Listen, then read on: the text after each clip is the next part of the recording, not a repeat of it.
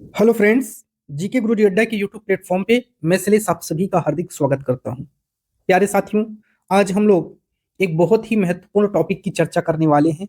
इस टॉपिक का नाम है नेशनल एजुकेशन पॉलिसी 2020 और इससे जुड़े हुए हम आपको 50 क्वेश्चन आज करवाने वाले हैं।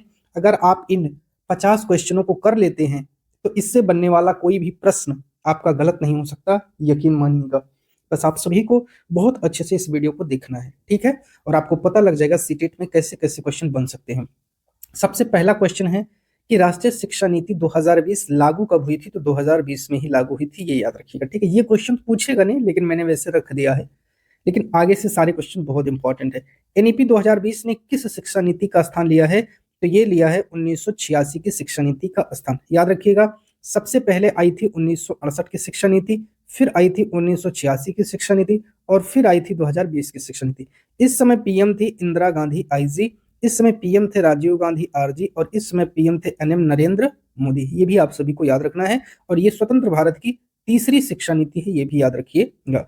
राष्ट्रीय शिक्षा नीति 2020 का उद्देश्य क्या है? इसका टारगेट क्या है? केवल उच्च शिक्षा में सुधार? तो ये गलत है। शिक्षा का व्यवसायीकरण? अरे भैया, व्यवसाय नहीं बनाना है।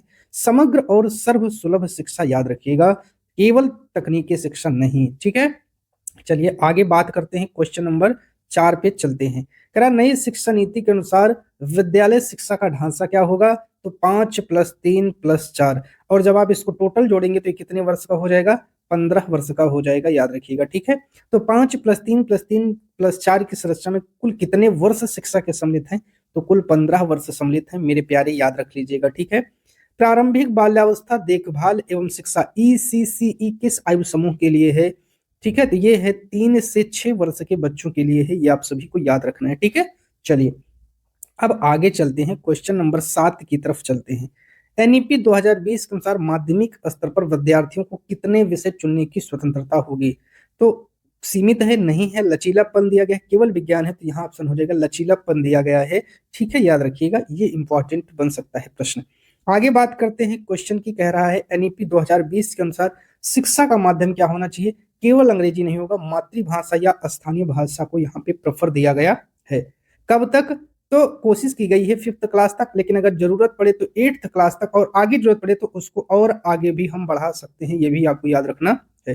किस कक्षा तक मातृभाषा में पढ़ाई पर जोर दिया गया है? तो देखिए 8th नहीं लगाओगे आप, 5th। अगर ऑप्शन में 5th नहीं है तो फिर आप किसकी तरफ बढ़ोगे? 8th। और अगर ऑप्शन में 8th नहीं है तो आप बढ़ोगे 10th, और 10th नहीं है तो आप बढ़ोगे 12th। बस ऐसे याद रखना है, सबसे पहले इसको, फिर इसको, फिर इसको और फिर इसको। एनईपी 2020 के अनुसार बोर्ड परीक्षाओं का उद्देश्य क्या होगा? रट्टा लगाना नहीं होगा, केवल अंक प्राप्त करना नहीं होगा, योग्यता और समझ का आकलन करना होगा, याद रखिएगा, ठीक है? आगे क्वेश्चन की तरफ बढ़ते हैं। एनईपी 2020 में कौन सा नया प्राधिकरण उच्च शिक्षा के लिए बनाया गया, हायर एजुकेशन के लिए बनाया गया? उसका नाम है HECI, बहुत इंपॉर्टेंट है। पूरा नाम है higher education commission of India. HECI short में दे करके पूछ लेता है, इसका पूरा नाम क्या है? HECI के कितने अंग होंगे? इसके 4 अंग बताए गए हैं, ये आपको याद रखना है। और जो इनके नाम जानता है वो जरा इनके नाम को कमेंट बॉक्स में आकर के कमेंट कर देगा, ठीक है? चलिए, एनईपी 2020 के अनुसार शिक्षक प्रशिक्षण संस्थान को कौन नियंत्रित करेगा? NCTE। क्वेश्चन नंबर 14 कह रहा है एनईपी 2020 के अनुसार शिक्षण का मूल लक्ष्य क्या है? समग्र विकास और आलोचनात्मक सोच, क्रिटिकल थिंकिंग को डेवलप करना है, ठीक है? अगला क्वेश्चन है, कह रहा है कि विद्यालय शिक्षा किस चरण में विभाजित है? किसमें विभाजित है? तो पहले फाउंडेशन में है, फिर प्रिपरेटरी में है, फिर मिडिल में है, फिर सेकेंडरी में है। तो 5 + 3 + 3 और +4, ऐसे आपको याद रखना है। एनईपी 2020 में कक्षा 6 में कौन से विषय को जोड़ा गया है? तो व्यावसायिक शिक्षा को, वोकेशनल एजुकेशन को जोड़ा गया है। एनईपी 2020 में किस पर अधिक बल दिया गया है? सीखने की प्रक्रिया और कौशल विकास पर सबसे ज्यादा बल दिया गया है। अगला प्रश्न है, किस वर्ष एनईपी 2020 के पूर्ण कार्यान्वयन का लक्ष्य रखा गया है? 2040। कब तक रखा गया है?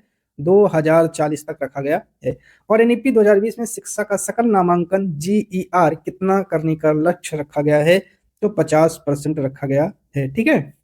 जितने भी शॉर्ट फॉर्म हैं इन पर एक बड़ी वीडियो आपको बहुत जल्द मिलने वाली है, हो सकता है कल ही मिल जाए।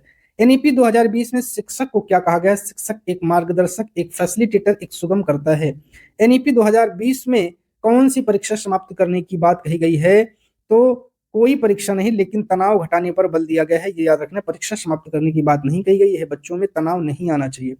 आगे बात है एनईपी 2020 के तहत बहुभाषिकता के लिए कौन सी योजना लागू की जाएगी? तीन भाषा सूत्र। क्या लागू की जाएगी? तीन भाषा सूत्र की बात कही गई है। और एनईपी में रिपोर्ट कार्ड का नया रूप क्या होगा? 360 डिग्री होल जो है रिपोर्टमेंट दी जाएगी बच्चे की। एनईपी 2020 में शिक्षा का सार्वभौमिकरण किस कक्षा तक है? तो माध्यमिक स्तर तक है, ये आप सभी को याद रखना है। आगे प्रश्न है कि एनईपी 2020 के अनुसार राष्ट्रीय शैक्षिक प्रौद्योगिकी मंच कौन स्थापित करेगा? एनईटीएफ स्थापित करेगा, याद रखिएगा। और एनईपी 2020 के अनुसार उच्च शिक्षा संस्थान किसके अंतर्गत आएंगे? तो एचईसीआई के अंतर्गत आएंगे, ठीक है। आगे बात करते हैं, उच्च शिक्षा में स्नातक पाठ्यक्रम की अवधि कितने वर्ष होगी? 3 से 4 वर्ष या लचीले ढंग से होगी, याद रखना है। एनईपी 2020 में किस पर विशेष बल दिया गया है? तो समावेशी शिक्षा पर विशेष बल दिया गया है, ठीक है। एनईपी 2020 के अनुसार की कक्षा में कोडिंग सिखाने की बात कही गई, तो कक्षा 6 में कोडिंग सिखाने की बात कही गई है। और 2020 के अनुसार शिक्षक भर्ती किस पर आधारित होगी? परीक्षा और दक्षता पर आधारित होगी, याद रखना है। आगे प्रश्न आया है, नई शिक्षा नीति में स्कूल कॉम्प्लेक्स का क्या अर्थ है? तो इसका अर्थ है विद्यालयों का समूह। और एनईपी 2020 का मसौदा तैयार करने वाली समिति के अध्यक्ष कौन थे? डॉक्टर के कस्तूरी रंजन थे, ठीक है। इसरो के ये पूर्व क्या थे? इसरो के ये पूर्व चीफ थे, क्या थे? चीफ थे। एनईपी 2020 के अनुसार जीडीपी का कितना प्रतिशत व्यय किया जाएगा? 6% हिस्सा जीडीपी का आपका व्यय किया जाएगा, जिसमें केंद्र और राज्य सरकार दोनों मिलकर भागीदारी करेंगी। और 2020 के अनुसार किस विषय को सभी स्तरों पर बढ़ावा मिलेगा? तो संस्कृत को, ये याद रखना है, ठीक है। अगले प्रश्न की बात कही गई है, एनईपी 2020 के अनुसार बच्चों में कौन से कौशल विकसित करने पर बल दिया गया? आलोचनात्मक सोच और समस्या समाधान की बात कही गई है। और एनईपी 2020 में एक राष्ट्र एक नीति का क्या तात्पर्य है? समान नीति ढांचा सिद्धांत है, ठीक है। और एनईपी 2020 में साक्षरता और संख्यात्मक का लक्ष्य 2025 तक प्राप्त करने की बात कही गई है।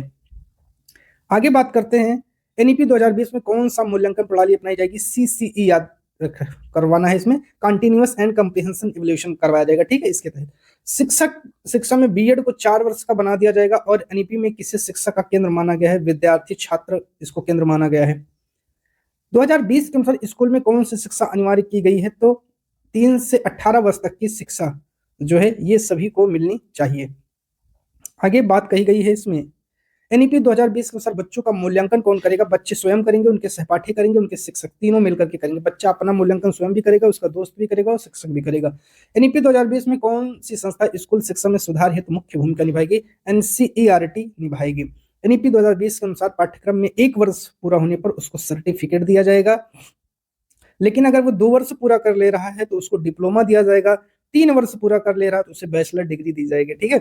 एनईपी 2020 में शिक्षा की गुणवत्ता बढ़ाने के लिए निपुण भारत अभियान चलाया जाएगा, ठीक है। चलिए आगे बात इसमें कही गई है, 2020 में किस शिक्षा को बढ़ावा दिया जाएगा? ऑनलाइन और डिजिटल शिक्षा को बढ़ावा दिया जाएगा, याद रखना है साथियों। और नेक्स्ट इसमें है 2020 के अनुसार इंडियन नॉलेज सिस्टम का उद्देश्य क्या है? भारतीय परंपरागत ज्ञान का प्रोत्साहन करना है। और एनईपी 2020 में नैतिक मूल्य किस स्तर पर सिखाए जाएंगे? तो सभी स्तर पर, प्राइमरी, माध्यमिक, जितने भी स्तर हैं सब पर सिखाए जाएंगे।